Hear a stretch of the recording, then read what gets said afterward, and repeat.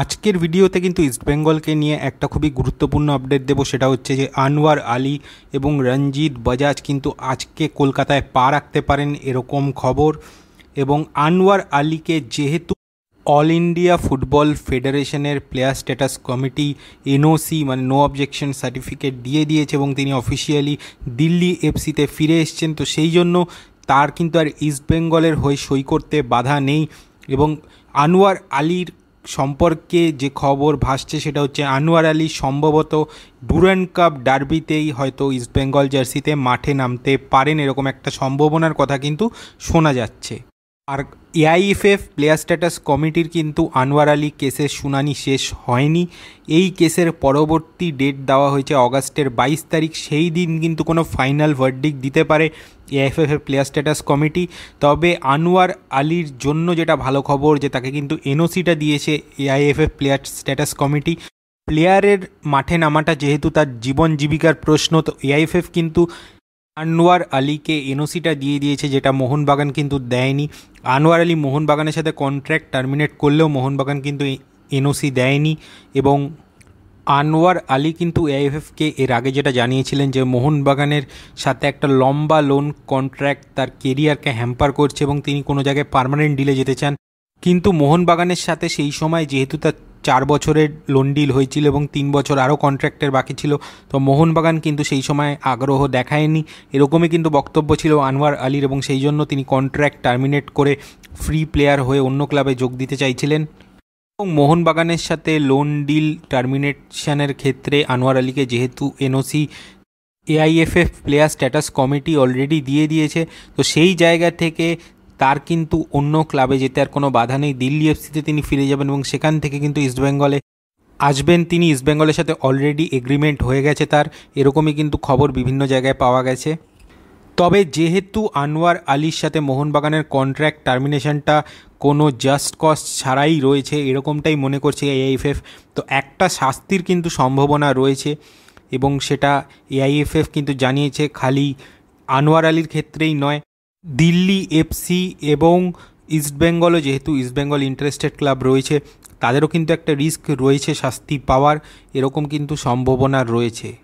AIFF কিন্তু যেটা জানিয়েছে যে আনোয়ার আলীর যে প্রভিশনাল রেজিস্ট্রেশন সেই ব্যাপারটা কিন্তু একদম আলাদা এবং তার কন্ট্রাকচুয়াল যে ডিসপিউটটা রয়েছে সেটা কিন্তু একদম আলাদা। সেটার দুটো বিষয় কিন্তু পুরোপুরি আলাদা পার্সপেক্টিভে দেখছে এআইএফএফ প্লেয়ার স্ট্যাটাস কমিটি। এবং তারা আনোয়ার আলীকে আপাতত তার যে প্রভিশনাল রেজিস্ট্রেশন সেটার ক্ষেত্রে কিন্তু ছাড়পত্র দিচ্ছে। অন্যদিকে কন্ট্রাকচুয়াল যে ডিসপিউটটা রয়েছে সেই নিয়ে তারা কিন্তু রায় দেবে যে কোনো শাস্তি আনোয়ার আলী বা ইন্টারেস্টেড ক্লাব বা তার ক্লাব দিল্লি এফসির হবে কি না, তো সেই বিষয়টা কিন্তু আগামী অগাস্টের 22 তারিখে জানা যাবে। এবং আনোয়ার আলীর এআইএফএফ সিআরএসে রেজিস্টার করতেও কিন্তু কোনো অসুবিধা হওয়ার কথা নয়। তো সেক্ষেত্রে আনোয়ার আলী আর মোহনবাগান জার্সিতে নামবেন না, এটাই কিন্তু একরকম প্রায় নিশ্চিত করে বলা যায়। যদিও এআইএফএফ জানিয়েছে যে এই যে রেজিস্ট্রেশনটা হচ্ছে এটা কিন্তু প্রভিশনাল এবং প্লেয়ার এবং তার নতুন ক্লাবের রিস্কে এটা হবে। যতদিন না ফাইনাল কোনো ডিসিশান নিচ্ছে কমিটি, ততদিন পর্যন্ত কিন্তু এই যেই ডিসিশানটা এটা লাগু থাকবে। এছাড়াও যেই জিনিসটা বলা হয়েছে বলে খবর সেটা হচ্ছে যে আনোয়ার আলী যদি কোনো কম্পিটিশানে তিনি পার্টিসিপেট করেন, যতদিন না এই কেসটা সলভ হচ্ছে, তাহলে কিন্তু সেই ক্ষেত্রে রিস্কটা থাকবে আনোয়ার আলী নিজের এবং তার নতুন ক্লাবের। তো আনোয়ার আলী যদি এই কেসটা সলভ হওয়ার আগে ইস্টবেঙ্গলের হয়ে কোনো কম্পিটিশানে নামেন, তাহলে কিন্তু ক্লাব এবং প্লেয়ারের একটা রিস্ক থাকার সম্ভাবনা রয়েছে। এছাড়াও দিল্লি এফসি এবং ইস্টবেঙ্গলকে কিন্তু অ্যাডিশনাল সময় দেওয়া হয়েছে তাদের রিপ্লাই ফাইল করার জন্য। অগাস্টের 20 তারিখ অবধি কিন্তু তাদের এই সময়টা দেওয়া হয়েছে। এর মধ্যে কিন্তু দিল্লি এফসি এবং ইস্টবেঙ্গলকে তাদের রিপ্লাই ফাইল করতে হবে। মোহনবাগান যে কাউন্টার ক্লেমটা করেছে সেটা রিপ্লাই কিন্তু তাদের দিতে হবে। এবং পিএসসি নেক্সট হিয়ারিং হবে অগাস্টের 22 তারিখ 5টার সময়। এবং এই দিনই কিন্তু ডিসিশান হতে পারে আনোয়ার আলী কেস নিয়ে। এখন ইস্টবেঙ্গল জার্সিতে আনোয়ার আলীকে কি এত তাড়াতাড়ি দেখা যায় নাকি আনোয়ার আলীকে নিয়ে তারা ওয়েট অ্যান্ড ওয়াচ করে, সেটাই কিন্তু দেখার। আনোয়ার আলীর এই সময়টায় যদি অ্যাভেলেবেল হন ইস্টবেঙ্গলের জন্য অবশ্যই সেটা খুব ভালো, কারণ তাদের একটা crucial AFC champions league 2 preliminary stage match আছে এলটিন অ্যাসেট টিমের বিরুদ্ধে, এবং এরপরে ডুরান্ড কাপের ডার্বি ম্যাচও আছে অগাস্টের 18 তারিখে। তো সেই জায়গা থেকে ইস্টবেঙ্গল ডিফেন্সের বর্তমানে যে অবস্থা, ডুরান্ড কাপের 2টো ম্যাচেই কিন্তু তারা গোল কনসিড করেছে। তো আনোয়ার আলীর মতো একজন ভালো মানের ডিফেন্ডার আসলে অবশ্যই সেটা ভালো খবর। তবে যেহেতু অগাস্টের 22 তারিখে এফএফের ফাইনাল শুনানি রয়েছে, তো তার আগে আনোয়ার আলী বা ইস্টবেঙ্গল এরকম কোনো রিস্ক নিতে চাইবে কিনা সেটা একটা বড় ব্যাপার রয়েছে।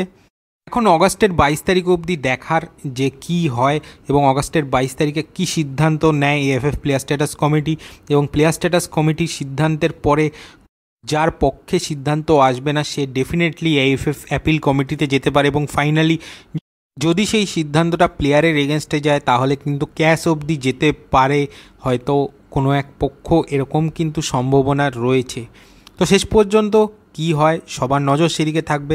এই ভিডিওটা পর্যন্তই রাখছি। ভিডিওটা ভালো লাগলে অবশ্যই লাইক শেয়ার এবং কমেন্ট করবেন, এবং যারা আমার চ্যানেল নতুন এসেছেন বা আমার চ্যানেলটিকে এখনও সাবস্ক্রাইব করেনি প্লিজ আমাদের চ্যানেলটিকে সাবস্ক্রাইব করে দেবেন। তো চলুন এখনকার মতো টাটা।